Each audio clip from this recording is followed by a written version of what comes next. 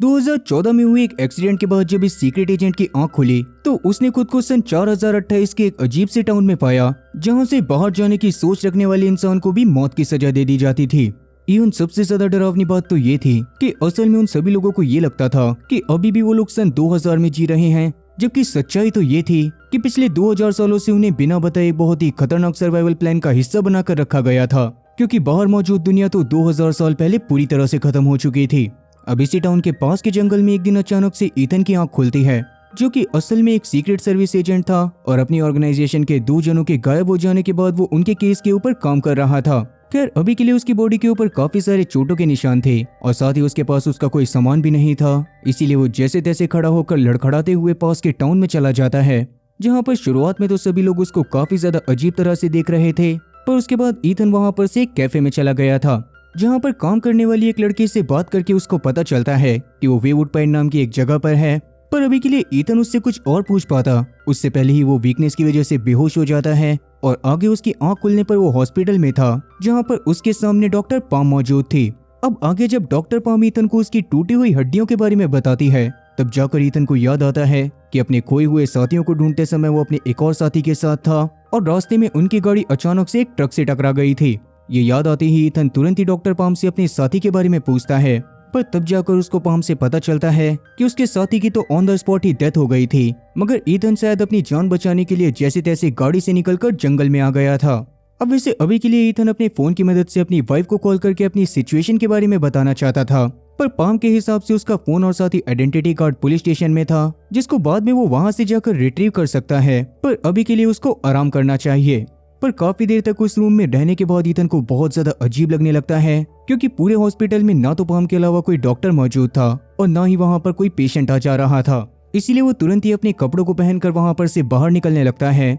जहाँ के कॉरिडोर में भी लगभग हर एक रूम में ताला लगा हुआ था। ये देखकर थोड़ा सा शॉक होते हुए ईथन वहां पर से सीधा पुलिस स्टेशन में पहुंच जाता है, पर पुलिस स्टेशन पर भी अभी ताला लगा हुआ था, जो देखकर ईथन को तो समझ ही नहीं आता कि ये गाँव वाले पता नहीं कौन सी छुट्टी मना रहे थे। खैर अभी के लिए वो अपनी वाइफ को कॉल करने के लिए पास के एक बार में चला गया था, जहाँ की बारटेंडर ब्रेवली से बात करते हुए वो उसके फोन को ले लेता है, मगर जब वो अपनी वाइफ को कॉल करने की कोशिश कर रहा था तो काफी ज्यादा कोशिश करने के बावजूद भी उसका फोन कनेक्ट ही नहीं होता। तब ब्रेवली उसको परेशान देखकर उसके बारे में उससे सब कुछ जानती है और तब ईथन के खोए हुए साथियों का नाम सुनने के बाद वो काफी ज्यादा शॉक हो गई थी, इसीलिए अभी के लिए वो उसको एक पेपर पर एक एड्रेस लिख कर देती है और साथ ही उससे ये बोलती है कि वो अपना मूड सही करने के लिए कभी भी आकर उससे मिल सकता है। क्या अभी के लिए उस पेपर को पलटने पर ईथन को उसमें ये भी लिखा दिखाई देता है कि वेवुड पाइन के अंदर कोई भी झिंगुर मौजूद नहीं है। पर ईथन अभी के लिए इस बात पर ध्यान न देकर बाहर से बाहर निकल गया था, पर तब अचानक से उसको पास की झाड़ियों में से झिंगुर की आवाज आती है।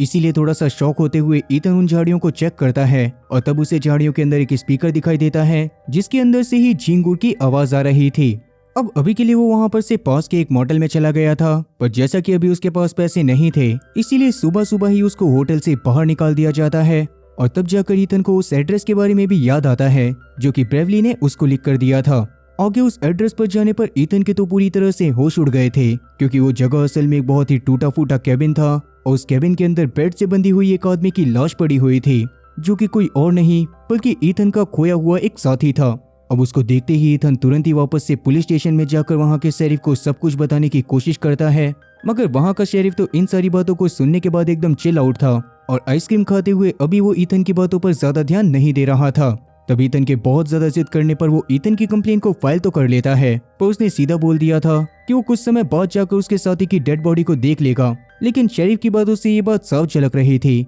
कि अभी भी वो ईथन की बातों को काफी हल्के में ले रहा था। इसी बात से परेशान होकर ईथन वहां पर से निकलकर किसी का फोन लेता है और सबसे पहले तो वापस से अपनी बीवी को कॉल करने की कोशिश करता है, मगर अभी भी उसका फोन अनरीचेबल जा रहा था। इसीलिए तो वो अपनी ऑर्गेनाइजेशन में भी कांटेक्ट करने की कोशिश करता है, जिस दौरान एक आदमी ने फोन उठा तो लिया था, मगर ईथन उसके बारे में कुछ भी नहीं जानता था। ईथन बार बार उस बंदे को उसके बॉस से बात करवाने के लिए बोले जा रहा था, मगर हर बार वो बंदा कोई ना कोई बहाना बना रहा था, जिससे फ्रस्ट्रेट होकर ईथन कॉल को काट देता है। और अब जाकर उसको ये बात समझ आ गई थी कि इस टाउन में कुछ न कुछ तो सच में बहुत ज्यादा अजीब है और यहाँ पर कोई ना कोई ऐसा भी मौजूद है जो कि उसे बाहर की दुनिया के लोगों से कांटेक्ट करने से रोक रहा है। अब इन सारी चीजों से काफी ज्यादा परेशान होकर तुरंत ही ईथन वहां पर से बार में जाता है ताकि वो ब्रेवली से बात कर सके, लेकिन बार में जाने पर वहां पर तो आज ब्रेवली मौजूद थी ही नहीं। फिर वहां पर मौजूद बारटेंडर से जब ईथन ब्रेवली के बारे में पूछता है तो उसके हिसाब से तो ब्रेवली नाम की कोई औरत इस बार में काम करा ही नहीं करती थी। जो बात सुनने के बाद तो ईथन को इतना ज्यादा गुस्सा आ गया था कि वो गुस्से में उस बंदे का कॉलर पकड़कर उसको उल्टा सीधा सुनाने लगता है। पर तब उस बंदे ने भी गुस्से में आकर ईथन के सर पर वार कर दिया था, जिससे ईथन बेहोश हो जाता है और इस बार उसकी आंखें खुलने पर वो एक बार वापस से हॉस्पिटल में था, पर इस बार उसके हाथ पैर को बांध के रखा गया था। तभी अचानक से उसके पास एक साइकाइट्रिस्ट आकर उसको बताता है कि असल में एक्सीडेंट की वजह से उसके दिमाग के अंदर एक बहुत ही खतरनाक ब्लड क्लॉट हो गया है और इसी वजह से वो अजीबोगरीब चीजों को हेलुसिनेट कर रहा था। और उसी ब्लड क्लॉट को रिमूव करने के लिए वो साइकाइट्रिस्ट जल्दी ही ईथन के ऊपर एक सर्जरी परफॉर्म करने वाला था। मगर ईथन के हिसाब से उसने जो भी देखा था वो पूरी तरह से सच्चाई थी, इसीलिए वो डॉक्टर पाम के उसके सामने आने पर उसकी सर्जरी करने से मना करने लगता है। लेकिन डॉक्टर पाम उसकी बात को ना सुनते हुए उसको एक इंजेक्शन देकर बेहोश कर देती है और सीधा ऑपरेशन रूम की तरफ ले जाती है। पर तभी अचानक से रास्ते में बेहोश होते हुए ईथन को रियलाइज होता है कि अभी के लिए उसके स्ट्रेचर को खींचने वाला बंदा कोई और नहीं बल्कि ब्रेवली थी, जो कि हॉस्पिटल में सिर्फ ईथन की जान बचाने के लिए आई थी। साथ ही वो ईथन को बहुत सारी चीजें बताना भी चाहती थी, मगर उससे पहले वो ईथन को जैसे तैसे होश में लाकर अपने साथ लिफ्ट में ले जाती है ताकि वो सबसे पहले तो हॉस्पिटल से बाहर निकलकर नॉर्मली बात कर सके। पर इंजेक्शन की वजह से अभी भी ईथन को काफी ज्यादा चक्कर आ रहे थे, इसीलिए वो सबसे पहले तो छुपने के लिए बाथरूम में चले जाते हैं, जहाँ पर बाहर की चीजों को देखने के लिए जानबूझकर ईथन ने बाथरूम के कांच को तोड़कर अपने पास रख लिया था। पर तभी अचानक से बाथरूम के बाहर डॉक्टर पाम पहुंच गई थी, जो कि ईथन और ब्रेवली को देखने ही वाली थी। पर उससे पहले ही ईथन डॉक्टर पाम के ऊपर अटैक करते हुए वहां से ब्रेवली के साथ जैसे तैसे निकल जाता है। फिर एक खाली घर में जाने पर ब्रेवली ईथन से बातें करते हुए उसको बताती है कि असल में वो कुछ हफ्तों से उसी टाउन में फंसी हुई है और वो सन 1999 में इस टाउन में आई थी। ये बात सुनने के बाद तो ईथन के दिमाग ने काम करना ही बंद कर दिया था, क्योंकि उसके हिसाब से तो अभी के टाइम पर सन 2014 चल रहा था और ब्रेवली की बातों के हिसाब से उसकी कैलकुलेशन और साथ ही एज बिल्कुल मैच नहीं कर रही थी। ये बात जानने के बाद तो ब्रेवली काफी ज्यादा शॉक हो चुकी थी, पर तब वो ईथन से बात करते हुए उसको बताती है कि असल में जिस एजेंट की डेड बॉडी को ईथन ने ढूंढा था उस एजेंट को असल में कुछ शेरिफ ने ही मारा होता है, क्योंकि इस गांव के अपने कुछ रूल्स थे और उसमें से सबसे बड़ा रूल ये था कि कोई भी इस जगह पर से भागने की कोशिश नहीं करेगा। ये बात सुनने के बाद तो ईथन और ज्यादा डर गया था, मगर तभी दवाई का असर होने की वजह से वो अनकॉन्शियस हो जाता है और अगली सुबह तक जब उसकी आंख खुलती है तब तक ब्रेवली उस जगह पर से जा चुकी थी। तब थोड़ा सा परेशान होते हुए ईथन फिर से जब टाउन में जाता है तो इस बार उसको टाउन में सब कुछ नॉर्मल लग रहा था और तभी पास में हो रही एक पार्टी में उसकी नजर केट नाम की एक औरत पर पड़ती है, जो कि असल में वही दूसरी एजेंट थी जो कि उस मरे हुए एजेंट के अलावा गायब हो गई थी। पर यहाँ पर सबसे ज्यादा शॉकिंग चीज ये थी कि केट अपनी उम्र से काफी ज्यादा बड़ी लग रही होती है, इसीलिए ईथन अभी उसको डायरेक्ट अप्रोच ना करके पार्टी खत्म होने का वेट करता है। और फिर जब केट वहां पर से अपने पार्टनर के साथ जाने लगती है तो ईथन भी उसका पीछा करते हुए उसके घर तक पहुंच जाता है, मगर पूरे रास्ते उसके दिमाग में बस यही बात चल रही थी कि केट एकदम से इतनी ज्यादा चेंज कैसे हो गई, क्योंकि 1 महीने पहले तक ही उसका केट के साथ एक्स्ट्रा मैरिटल अफेयर चल रहा था और उस दौरान केट पूरी तरह से अलग थी। खैर अभी के लिए वो जैसे तैसे हिम्मत करके केट के घर की डोरबेल को बजाकर उससे बात करने की कोशिश करता है, जहाँ पर शुरुआत में तो केट अपने पति के सामने ऐसे दिखावा कर रही थी जैसे कि वो ईथन को जानती ही ना हो, पर थोड़ी ही देर में वो जानबूझकर अपने पति को किसी काम के बहाने से अंदर भेज देती है और ईथन को घोपचे में ले जाकर बताती है कि असल में इस पूरे के पूरे टाउन में हर जगह पर सीसीटीवी कैमरा लगे हुए थे और 24 घंटे उनके ऊपर नजर रखी जा रही थी। इसीलिए ही केट वहां पर ईथन को बहुत ज्यादा ही सावधान रहने को कहती है, मगर ईथन के हिसाब से वो केट के इतना ज्यादा चेंज होने के बारे में जानना चाहता था, जिस पर केट की बात सुनने के बाद तो ईथन का दिमाग पूरी तरह से शॉर्ट सर्किट कर गया, क्योंकि केट के हिसाब से वो पिछले 12 साल से उसी टाउन में रह रही थी, जबकि ईथन के हिसाब से तो वो बस 1 महीने पहले गायब हुई थी। तो ऐसा कैसे हो सकता था कि वो पिछले 12 साल से वहां पर रह रही हो। मगर इससे आगे केट किसी भी चीज के बारे में कोई भी जवाब देने से साफ मना कर देती है और ईथन को वहां पर से हंसते हुए जाने को बोलती है ताकि किसी को भी उनके ऊपर बिल्कुल भी शक ना हो। अब केट की बातें सुनने के बाद तो ईथन जल्दी से जल्दी इस बकवास टाउन से बाहर निकलना चाहता था, इसीलिए वो थोड़ा सा दूर आकर पास में खड़ी एक गाड़ी के शीशे को तोड़ता है और उस गाड़ी को चुरा कर किसी तरह से रोड पर भगाते हुए टाउन से बाहर निकलने की कोशिश करने लगता है। खैर अब थोड़ी ही देर में वो टाउन के एंट्री बोर्ड के पास पहुंच गया था, जिससे उसको लग रहा था कि शायद अब ये टाउन पीछे छूट जाएगा। मगर उसी रोड पर कई घंटों तक लगातार ड्राइव करने के बाद भी अचानक से ईथन के सामने वही बोर्ड आ जाता है जो कि उसने पहले भी देखा था, और इसका मतलब कि वो रोड से लगातार घूम घूम कर वापस से उसी जगह पर आ गया था। तब जाकर ईथन समझ जाता है कि वो रोड के रास्ते से तो इस गांव से बाहर नहीं निकल सकता, इसीलिए वो तुरंत ही गाड़ी से नीचे उतरकर जंगल में भाग जाता है और जंगल के बीच में आ रही सारी चीजों को धीरे धीरे पार करके जंगल के आखिरी में पहुंच जाता है। जंगल के आखिरी में एक बहुत ही बड़ी दीवार मौजूद थी जिसने शायद इस पूरे टाउन को चारों तरफ से घेर रखा था और उन बड़ी दीवारों के ऊपर काफी ज्यादा हाई वोल्टेज के वायर्स भी लगाए हुए थे ताकि अगर कभी कोई वहां पर से भागने की कोशिश करे तो करंट लगने से उसकी मौके पर ही मौत हो जाए। और क्योंकि अभी वहां पर से बाहर निकलने का कोई भी रास्ता नहीं था, इसीलिए ईथन वापस से अपनी गाड़ी में जाकर बैठ जाता है। पर तभी वहां पर अचानक से टाउन का शेरिफ आकर उसको गाड़ी चुराने के जुर्म में पकड़ लेता है, जिस दौरान ईथन उसको काफी बार समझाने की कोशिश कर रहा था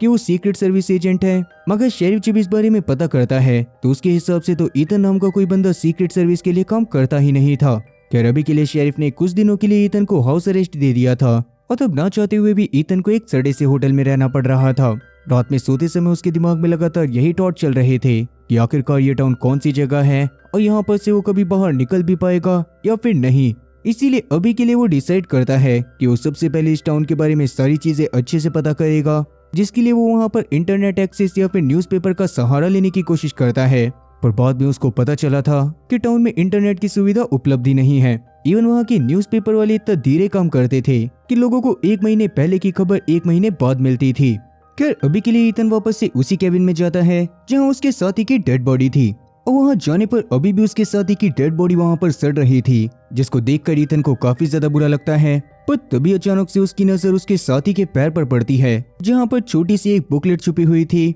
मगर ईथन की उस बुक को अपने पास रखने से पहले ही वहाँ पर शेरिफ आ गया था, जो आकर तुरंत ही उसको गन पॉइंट पर ले लेता है और जल्दी ही वहाँ पर फोरेंसिक डिपार्टमेंट वाले आकर ईथन के दोस्त की डेड बॉडी को वहाँ पर से लेकर जाने वाले थे। इसीलिए तब शेरिफ गुस्से में ईथन को वहाँ पर से वापस से होटल में जाने को कहता है, लेकिन ईथन अभी के लिए निकलकर सीधा उसी बार में चला गया था जहाँ पर ब्रेवली काम करा करती थी। असल में वो ब्रेवली के बारे में भी काफी सारी चीजें जानना चाहता था और किस्मत से उसे बार में जाने पर ब्रेवली मिल भी जाती है, जिसने उसको देखते ही सबसे पहले तो बार के गानों का वॉल्यूम तेज कर दिया था और बाद में वो उसके साथ डांस करने का दिखावा करते हुए उसके कान में बताती है कि ईथन के साथ में काम करने वाला मरा हुआ एजेंट पहले के टाइम पर ब्रेवली के साथ ही उस टाउन से भागने की प्लानिंग कर रहा था, जिसके लिए उसने टाउन का एक बहुत ही डिटेल मैप बनाया था और वो उसको हमेशा अपने पास अपनी एक बुक में रखा करता था। लेकिन उनके प्लान को एग्जीक्यूट करने से पहले ही गांव वालों को उसके बारे में पता चल गया था, जिस वजह से ही उसको भागते समय जान से मार दिया गया। तब ईथन को ये बात समझ आ जाती है कि टाउन से निकलने के लिए वो मैप सच में काफी ज्यादा जरूरी है। इसीलिए वो थोड़े समय बाद हॉस्पिटल के मुर्दा घर में जाने का डिसाइड करता है ताकि वहां पर से वो अपने मरे हुए दोस्त के सामान को लेकर आ सके। पर इससे पहले ब्रेवली उसको कुछ पैसे देते हुए कुछ खाने को कहती है और उन्हीं पैसों से पास के एक कैफे में जाकर ईथन एक कॉफी को खरीदता है। तब कॉफी में ही काम करने वाली एक औरत से उसको पता चला था कि ईथन की एक्स्ट्रा मैरिटल अफेयर वाली गर्लफ्रेंड पास की एक टॉय शॉप पर काम करा करती थी और ये बात जानने के बाद ईथन उससे तुरंत ही मिलने के लिए पहुंच गया था ताकि वो उससे जान सके कि आखिरकार उनके साथी की मौत कैसे हुई थी। लेकिन केट तब भी जानबूझकर उसको इस बारे में कुछ भी नहीं बताती और बाद में शॉप से बाहर निकलते समय ईथन की नजर एक फोटो फ्रेम पर पड़ती है जिस पर टाउन के रूल्स लिखे हुए थे, जिसमें सबसे पहला रूल तो यही था कि कोई भी टाउन से भागने की कोशिश नहीं करेगा और दूसरा रूल ये था कि कोई भी टाउन में किसी से भी अपने पास्ट के बारे में कोई भी बात नहीं करेगा। इवन तीसरा रूल तो सबसे ज्यादा अजीब होता है, जो कि ये था कि उन्हें हर बार फोन कॉल्स को आंसर करना पड़ेगा। अब वैसे ईथन को भी ये सारी चीजें काफी ज्यादा अजीब लगी थी, पर अभी के लिए वो वहाँ पर से निकलकर सीधा हॉस्पिटल में चला जाता है,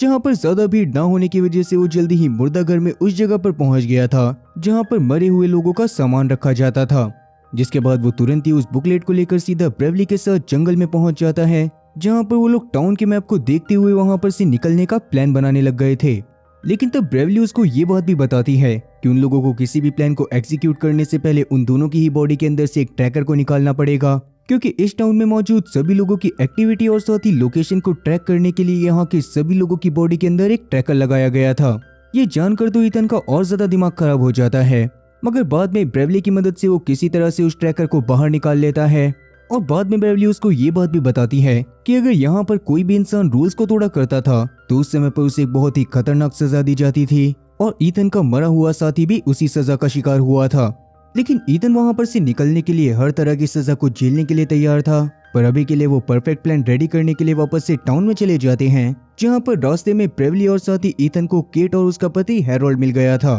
तब ईथन से बात करते हुए केट अगले दिन ईथन को ब्रेवली के साथ उसके घर में शाम में डिनर पर इनवाइट करती है, जिस पर ईथन को सोचते हुए तुरंत ही मान गया था, लेकिन ब्रेवली को थोड़ा सा अजीब लग रहा था खैर अभी के लिए ईथन अपने होटल में जाकर वापस से उस मैप को देखते हुए भागने का प्लान बनाने लगता है, लेकिन तभी उसको मैप में मौजूद एक पेड़ के ऊपर कुछ मार्क दिखाई देता है और इसका मतलब साफ था कि जरूर ही मरने से पहले ईथन के साथी ने उस पेड़ के पास कुछ छुपाया होगा। इसीलिए ईथन भी तब अगले दिन सबसे पहले तो अपनी ट्रैकर चिप को होटल के बेड पर रख देता है और बाद में जंगल में जाकर उस पेड़ के पास पहुंच जाता है। उसके ऊपर चढ़कर जब वो उस सामान को उतारने की कोशिश कर रहा था तभी उसको पास में से गोलियां चलने की आवाज आती है और पेड़ के ऊपर से ही वो थोड़ा सा दूर पर शेरिफ को नोटिस करता है जो कि किसी चीज पर लगातार फायरिंग करे जा रहा था।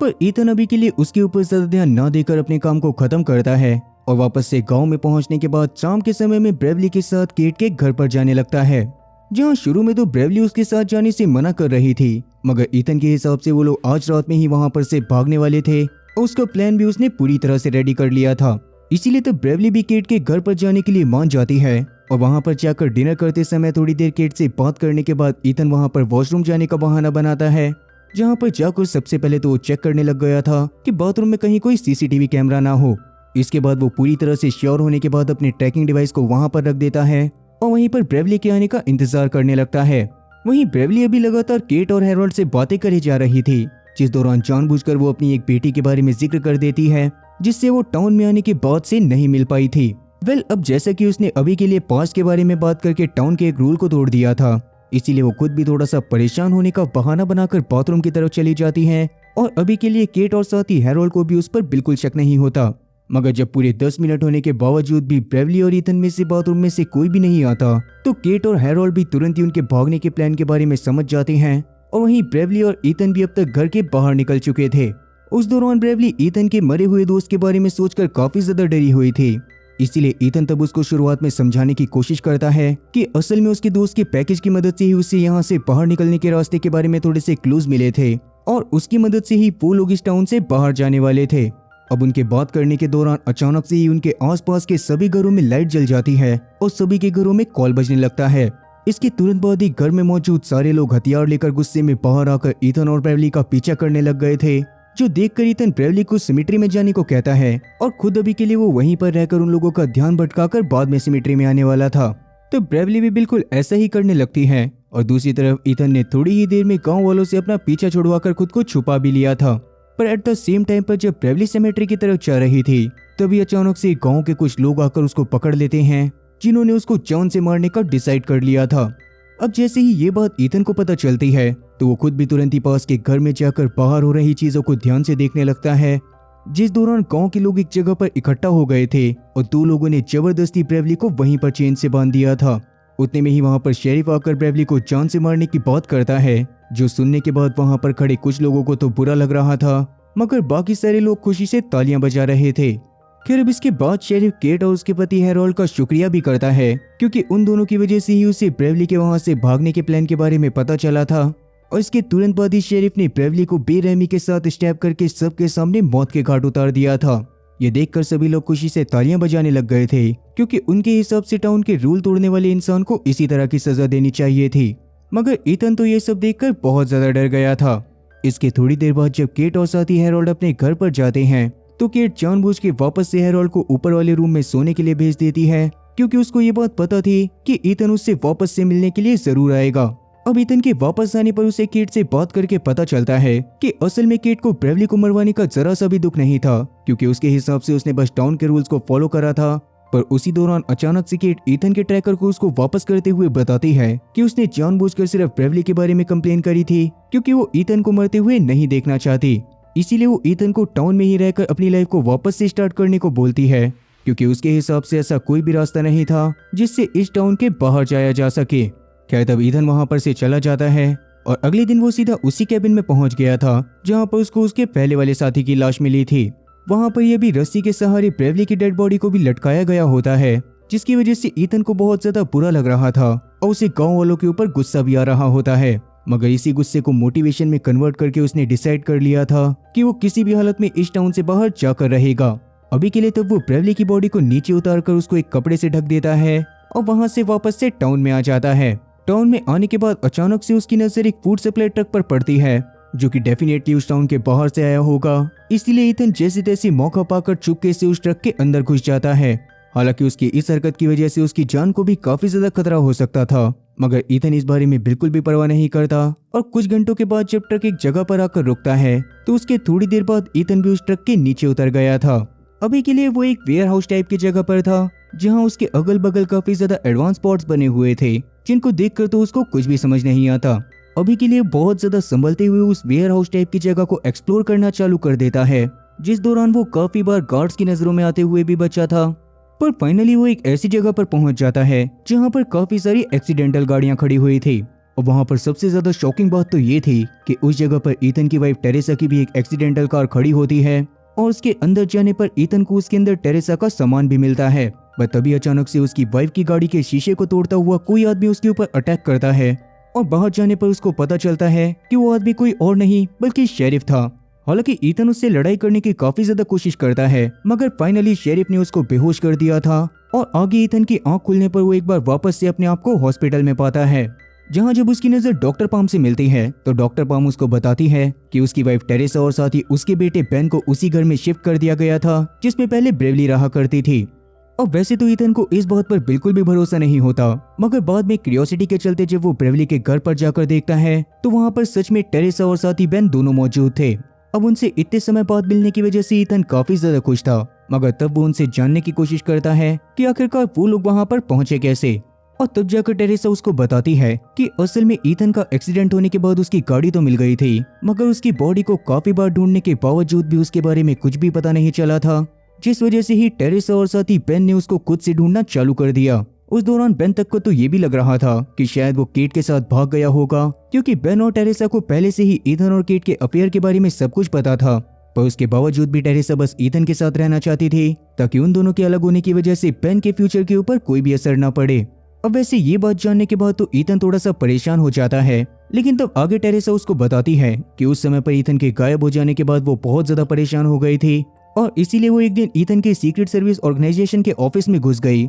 जहां पर से ही उसने कंप्यूटर में से जल्दी ही ये बात पता लगा ली थी कि आखिरी बार ईथन वेवुड पाइन की तरफ गया था। इसीलिए ही बहुत भी बेन और साथ ही टेरेसा भी उस जगह पर आने लग गए, मगर रास्ते में उन्हें एक पुलिस वाला मिला जो कि असल में अभी के टाइम पर इस टाउन का शेरिफ था। उसने ही उनसे बात करते हुए उनकी गाड़ी के पेट्रोल पाइप को काट दिया था, जिसकी वजह से ही आगे चलकर उन दोनों का एक बहुत ही बुरा एक्सीडेंट हुआ, और बाद में उन दोनों की ही आंख खुलने पर वो दोनों इस टाउन में मौजूद थे, जहां पर एक रियल एस्टेट एजेंट ने आकर उन लोगों को ये घर दिखाया और उनसे हमेशा के लिए इसी जगह पर रहने को कहा। खैर तभी वहां पर वो रियल एस्टेट वाला बंदा आकर ईथन को बताता है कि क्योंकि ब्रेवली मर चुकी थी, इसीलिए वो लोग जब तक चाहे उसके घर में रह सकते थे। पर साथ ही वो उसको ये बात भी बताता है कि उनके घर के अंदर एक बहुत ही एडवांस सर्विलेंस सिस्टम को लगाया गया है, क्योंकि ईथन तो वहां पर से ऑलरेडी काफी बार भागने की कोशिश कर चुका था।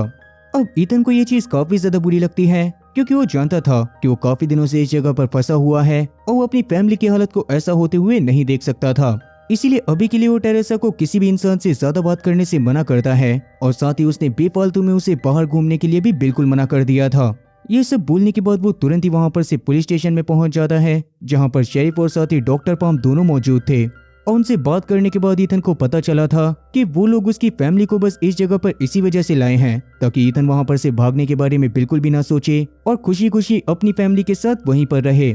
पर इस बात के बाद भी ईथन और साथ ही शेरिफ में काफी ज्यादा आर्ग्यूमेंट होने लग गई थी। पर तभी अचानक से शेरिफ का कॉल बजता है और दूसरी तरफ से कोई इंसान उसे एकदम शांत रहने को बोलता है। तब शेरिफ भी इस पर मान गया था, और ये सीन देखने के बाद ईथन को ये बात समझ में आ गई थी कि शेरिफ तो असल में बस इस जगह का एक मोहरा है, और इस पूरी की पूरी जगह को असल में तो कोई और ही कंट्रोल कर रहा था। इसीलिए ईथन भी अब ज्यादा बहसबाजी ना कर चुपचाप वहां से निकल जाता है, जहां रास्ते में उसकी मुलाकात उसी साइकियाट्रिस्ट से होती है जो कि उसकी ब्रेन सर्जरी करवाने वाला था। ईथन की सिचुएशन के बारे में जानने के बाद वो ईथन को बताता है कि इस जगह पर ईथन के अलावा कोई और इंसान ऐसा है ही नहीं जिसके पास उसकी बाहर वाली असली फैमिली मौजूद हो। इसीलिए वो भी ईथन को लकी बताते हुए इसी जगह पर खुशी खुशी रहने को बोलता है, मगर ईथन उसकी भी बातों को इग्नोर करते हुए सीधा वहां पर से जाने लगता है। और इस बार वो जंगल की तरफ सीधा केट से मिलने के लिए आ गया था, जहां पर कोई भी सर्विलेंस कैमरा ना होने की वजह से केट उससे सच बताती है कि असल में केट को खुद भी नहीं पता था कि आखिरकार इस टाउन में चल क्या रहा है, और उसने भी पहले वहां पर से भागने की काफी बार कोशिश करी थी, मगर हर बार वो फेल हो जाती थी, और फाइनली उसे ना चाहते हुए भी एक्सेप्ट करना ही पड़ा कि अब उसे इसी टाउन में रहना है, और इसीलिए वो टाउन के रूल को फॉलो करते हुए चुपचाप वहां पर रहने लग गई। अब ये बात सुनने के बाद तो ईथन खुद भी काफी ज्यादा परेशान हो गया था और इसीलिए वो वापस से अपने घर में चला जाता है, जहाँ घर के अंदर जाने पर वहाँ पर टेरेसा और साथ ही बेन मौजूद नहीं थे और टेबल पर टेरेसा ने उनकी वेडिंग रिंग रखी हुई थी। असल में थोड़ी देर पहले जब ईथन केट से मिलने के लिए फॉरेस्ट में गया था तो उस दौरान बेन उसका पीछा कर रहा था और बाद में उसने ईथन को केट के साथ देखने पर तुरंत ही इस बारे में आकर अपनी मॉम टेरेसा को बता दिया, जिससे टेरेसा का तो पूरी तरह से दिल टूट चुका था, क्योंकि एक तो उसने ईथन को सच्चाई पता होने के बावजूद भी कभी भी नहीं छोड़ा था और इवन वो उसको ढूंढते हुए इतनी दूर तक आ गई थी, पर अभी भी उसके हिसाब से ईथन तो उसकी बिल्कुल भी परवाह नहीं करता था और वो किसी कुत्ते की पूंछ की तरह था जिसको 100 साल नली में डालकर भी रखो तब भी वो सीधी नहीं होती। यही सब सोचते हुए वो तुरंत ही वहां पर से सीधा आइसोलेशन वॉल की तरफ जाने लग गई थी ताकि वो इस टाउन को लीव कर सके। लेकिन जैसे ही वो आइसोलेशन वॉल के पास पहुंचती है वैसे ही उनके पास पीछे से शेरिफ की गाड़ी आ जाती है और क्योंकि शेरिफ पहले ही ईथन की वजह से काफी ज्यादा फ्रस्ट्रेट हो चुका था इसीलिए इस बार वो ईथन की फैमिली को डायरेक्ट ही जान से मारने वाला था। लेकिन उसके ऐसा करने से पहले ही खुद वहां पर ईथन पहुंच जाता है, जिसने शेरिफ को सबसे पहले तो अपनी गाड़ी से ठोक दिया था और बाद में गाड़ी से उतरते ही उसने सीधा उसको शूट करके खत्म कर दिया था। तब उसे शेरिफ के पास से उस आइसोलेशन वॉल को खोलने का रिमोट भी मिल जाता है और उसके गेट को खोलते ही बहुत ही जल्दी से एक परछाई आकर तुरंत ही शेरिफ की बॉडी को खींचकर वहां से बाहर ले जाती है, जिसको देखकर ईथन और उसकी फैमिली तो काफी ज्यादा डर गए थे। इसीलिए डरते हुए ईथन तुरंत ही उस जगह के गेट को बंद कर देता है और अभी के लिए उस चीज पर ज्यादा ध्यान न देते हुए अपनी फैमिली को गाड़ी में बिठाकर वापस से घर में ले जाता है। खैर अब घर के बाहर पहुंचने पर उसने टेरेसा को जल्दी जल्दी वो सारी चीजें बता दी जो भी उसने टाउन में आने के बाद फेस करी थी और टेरेसा भी ये सब जानने के बाद बहुत ज्यादा शॉक हो जाती है। अब इसके बाद ईथन वहां पर टेरेसा को बेन के साथ कुछ दिनों तक बिल्कुल टाउन के रूल के हिसाब से रहने को कहता है ताकि इस बीच वो वहां पर से बाहर निकलने का रास्ता ढूंढ सके और वहां पर से बाहर निकलने का रास्ता एक बार अगर उन्हें मिल जाता तो वापस से उन लोगों की लाइफ एकदम पहले जैसी हो जाती। अब वैसे ईथन को समझ में आ गया था कि उसको टाउन में काफी ज्यादा खतरा है, इसीलिए वो तुरंत ही अगले दिन पुलिस स्टेशन में रेड मारकर वहां से बंदूक चुराने की कोशिश करता है। पर तभी अचानक से वहां पर मेयर और साथ ही उसकी सेक्रेटरी आ जाती है जो कि अपने साथ ईथन के नाम का एक केक भी लेकर आए थे, क्योंकि उनके हिसाब से अब ईथन को इस टाउन का शेरिफ बना दिया गया था। ईथन के तो ये बात सुनने के बाद पूरी तरह से होश ही उड़ जाते हैं और साथ ही वो इस काम के लिए मना भी करने वाला था, पर तभी अचानक से उसे रियलाइज होता है कि शेरिफ बनने के बाद उसके लिए यहाँ से बाहर निकलने का रास्ता ढूंढना काफी ज्यादा आसान हो जाएगा। इसीलिए तब वो खुद भी इस जॉब को एक्सेप्ट कर लेता है और मेयर के वहां से जाने के बाद वो पुलिस स्टेशन में ही छानबीन करना चालू कर चुका था और पुराने लोगों के डेटा को देख रहा था। पर तभी अचानक से पॉम वहां पर उसी रियल एस्टेट एजेंट को लेकर आ जाती है जिसको लोगों ने बहुत बुरी तरह से मारा हुआ था और पॉम के हिसाब से उसे जल्दी ही मौत की सजा दे देनी चाहिए थी क्योंकि उसने टाउन के रूल को वायलेट करा था। लेकिन ईथन अभी के लिए पॉम को वहां पर से ये बोलकर भेज देता है कि क्योंकि अब वो इस टाउन का शेरिफ है तो वो डिसाइड करेगा कि किसको जान से मारना है और किसको नहीं। फिर पॉम के वहां से जाने के बाद ईथन उस आदमी से बातें करना चालू कर देता है, जिस दौरान उसे पता चलता है कि उस एजेंट को तो याद भी नहीं था कि उसे इस टाउन में आए हुए कितना ज्यादा टाइम हो चुका है। मगर एक बात ये थी कि उसको अपनी फैमिली की बहुत ज्यादा याद आती थी और वो किसी भी हालत में उनके पास लौटना चाहता था। अब वैसे तो अभी के लिए ईथन सोच रहा होता है कि वो बाकी सबसे इस बंदे की जान को कैसे बचाएगा, पर तभी अचानक से उसको एक कॉल आता है और जैसा कि रूल था कि उन्हें कॉल को रिसीव करके कॉल पर बोली गई बात माननी है, तो ईथन को पता चलता है कि उसे किसी भी हालत में उस एजेंट को जान से मारना ही पड़ेगा। अब वैसे तो एजेंट भी इस बात को समझ जाता है, साथ ही वो ईथन की मजबूरी को भी समझ रहा था, मगर ईथन उसको किसी भी हालत में जान से नहीं मारना चाहता था। इसी वजह से उसे टाउन के लोगों से बुरी तरह से नफरत हो चुकी थी। दूसरी तरफ टाउन के लोग अब ईथन की फैमिली के साथ काफी ज्यादा अच्छे से बिहेव करते थे और साथ ही टेरेसा ने बेन का एडमिशन वहाँ के एक स्कूल में भी करवा दिया था। खैर ईथन के शेरिफ बनने की वजह से रात में ईथन के घर पर एक पार्टी ऑर्गेनाइज करी जाती है,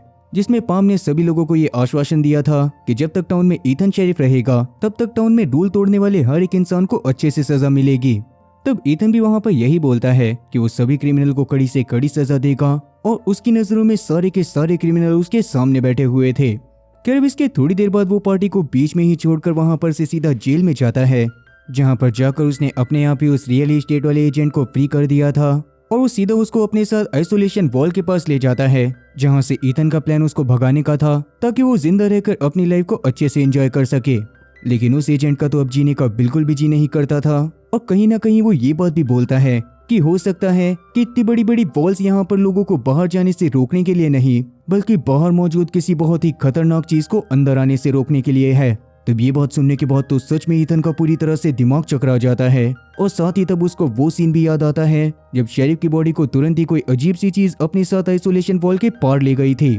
साथ ही तब वो एजेंट इस वॉल के बारे में एक और चीज बताता है कि इस वॉल से ही जुड़कर पास में एक क्लिफ मौजूद थी, जहां पर एरिया ज्यादा ना होने की वजह से वहां पर वॉल को नहीं बनाया गया था और वहां पर से कोई भी इंसान टॉप कर टाउन के बाहर जा सकता था। एक समय पर उस एजेंट ने भी वहां पर से भागने की कोशिश करी थी, मगर धोखे से पैर फिसलने की वजह से उसका पैर टूट गया था और अभी के लिए वो पूरी तरह से वहां से बाहर निकलने की उम्मीद को खो चुका था। यही सब बताते हुए रोने के बाद वो आखिरी बार ईथन को हक करता है और तुरंत ही जाकर उस हाई वोल्टेज वाली दीवार से चिपक जाता है, जिससे 440 वोल्ट का झटका लगने से उसकी मौके पर ही मौत हो गई थी। मगर ये सब देखने के बावजूद भी ईथन वहां पर से बाहर जाने के प्लान के बारे में नहीं भूला था, और क्योंकि अब तो उसे रास्ता भी पता चल गया था, इसीलिए वो अपने घर में जाकर सबसे पहले तो टेरेसा को हक करते हुए अपने प्लान के बारे में बताता है कि वो जल्दी ही क्लिफ के दूसरी तरफ जाकर वहां पर से बाहर निकलने का रास्ता ढूंढेगा, और अगर उसे वहां से बाहर निकलने का रास्ता मिल गया तो वो जल्दी ही अपनी फैमिली को भी लेने के लिए जरूर आएगा। टेरेसा भी तभी इस पर मान जाती है और वहां पर से ईथन पुलिस स्टेशन में जाकर सबसे पहले अपने लिए काफी सारे हथियार जमा करता है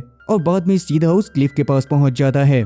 इसके बाद वो बहुत ही आराम से क्लिफ के दूसरी तरफ भी पहुंच गया था और आइसोलेशन वॉल के इस तरफ आकर उसे बहुत ज्यादा अच्छा लग रहा था, पर साथ ही उसकी फट के 4 से 64 भी हो रखी थी, क्योंकि इसे एजेंट की बात याद थी कि वो वॉल असल में टाउन के लोगों को बाहर जाने देने से रोकने के लिए नहीं, बल्कि बाहर मौजूद किसी बहुत ही खतरनाक चीज को अंदर आने से रोकने के लिए हो सकती है। तभी अचानक से ईथन को फील होता है जैसे कि उसके आसपास कोई मौजूद हो और उतने में ही उसके ऊपर कोई अटैक करने की कोशिश भी करने लग गया था। ये देखकर ईथन काफी बार फायर करने की कोशिश करता है, मगर जो भी चीज उसके सामने थी वो बहुत ज्यादा ही फास्ट थी और साथ ही उसने उसके हाथ को थोड़ा सा घायल भी कर दिया था। पर तब जैसे तैसे ईथन वहां पर से उस चीज को भगा देता है और घायल होने की वजह से वहीं पर लेट कर सो जाता है। वहीं टाउन में अगले दिन जब बेन वहां पर से अपने कॉलेज में गया था तो वहां पर उसके अलावा उसकी क्लास में सिर्फ 2 ही जने मौजूद थे, क्योंकि वहां का एडमिशन लेने वाला टेस्ट इतना ज्यादा टफ रखा गया था कि बेन को मिलाकर सिर्फ 3 जने ही उसको क्लियर कर पाए होते हैं, और वो उस टाउन के हिसाब से उस जगह के फर्स्ट जनरेशन के स्टूडेंट होने वाले थे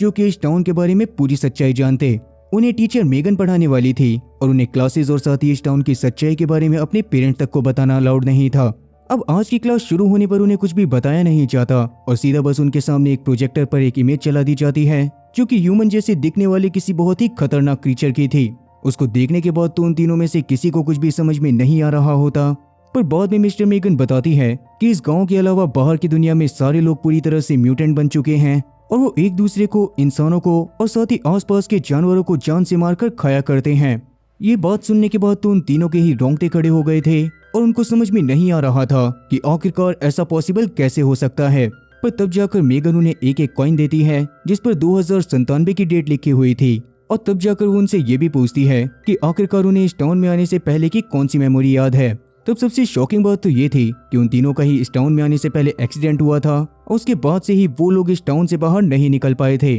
और तब जाकर मिस्टर मेगन एक बहुत ही खतरनाक बात रिवील करती है कि असल में वो लोग अलग अलग टाइमलाइन से हैं, जैसे कि कोई वहां पर 1999 का है, कोई वहां पर 2008 का और कोई वहां पर 2014 का, पर उनका यूनिवर्स एक ही था और अभी के लिए वो लोग असल में सन 4028 में थे। 2000 साल पहले ही दुनिया पूरी तरह से खत्म हो चुकी थी, पर उस समय पर एक एक्सपेरिमेंट को परफॉर्म करने के लिए एक्सीडेंट के बाद कुछ लोगों को बिना बताए कायरो स्लीप चैम्बर में रखा गया था और उन्हीं लोगों को बाद में इस जगह पर लाकर छोड़ दिया गया ताकि इंसानों के अस्तित्व को खत्म होने से बचाया जा सके, क्योंकि बाहर जो म्यूटेंट्स मौजूद थे वो असल में बहुत ज्यादा खतरनाक थे और इंसानों को पल भर में मार सकते थे।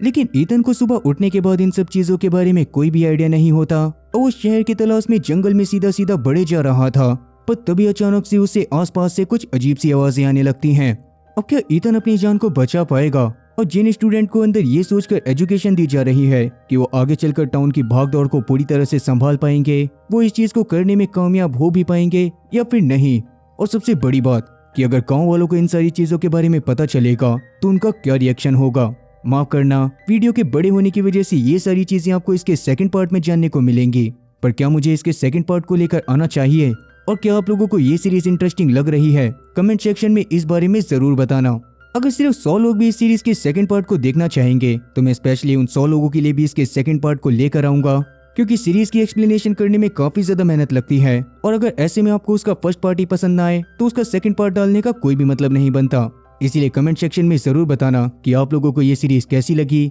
बाकी उम्मीद है कि आप लोगों को मेरी एक्सप्लेनेशन पसंद आई होगी। अगर एक्सप्लेनेशन पसंद आई हो तो चैनल को सब्सक्राइब करना और बेल नोटिफिकेशन को ऑल पर सिलेक्ट करना और साथ ही वीडियो को भी लाइक करना। मैं ऐसी ही और मजेदार एक्सप्लेनेशन वीडियोस लेकर आता रहूंगा। क्या तब तक के लिए टाटा और गुड बाय।